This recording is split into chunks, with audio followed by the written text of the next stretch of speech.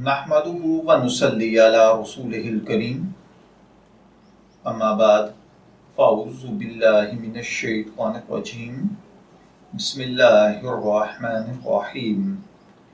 अस्सलामु अलैकुम dear viewers, आपके फेवरेट इस्लामिक इंफॉर्मेटिव चैनल से मैं हूँ शब्बीर अहमद। हमारा आज का टॉपिक है, क्या सुसर के लिए बेवा बहू महरम होती है।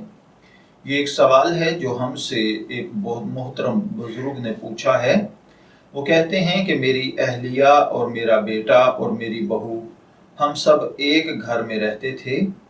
मेरी अहलिया बीमार रहने लगी तो अक्सर बेटी के घर रहने लगी क्योंकि वो उनकी खिदमत करती थीं। इसी असना में मेरे बेटे का इंतकाल हो गया।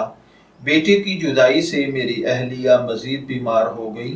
अब वो कोई काम खुद नहीं कर सकती, इस वजह से वो बेटी के पास रहती हैं।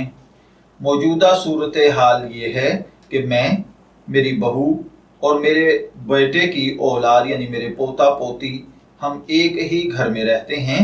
क्या मैं अपनी बहू और अपने पोता पोती के साथ एक घर में रह सकता हूँ या नहीं। मेरी उम्र तकरीबन 64 साल के लगभग है।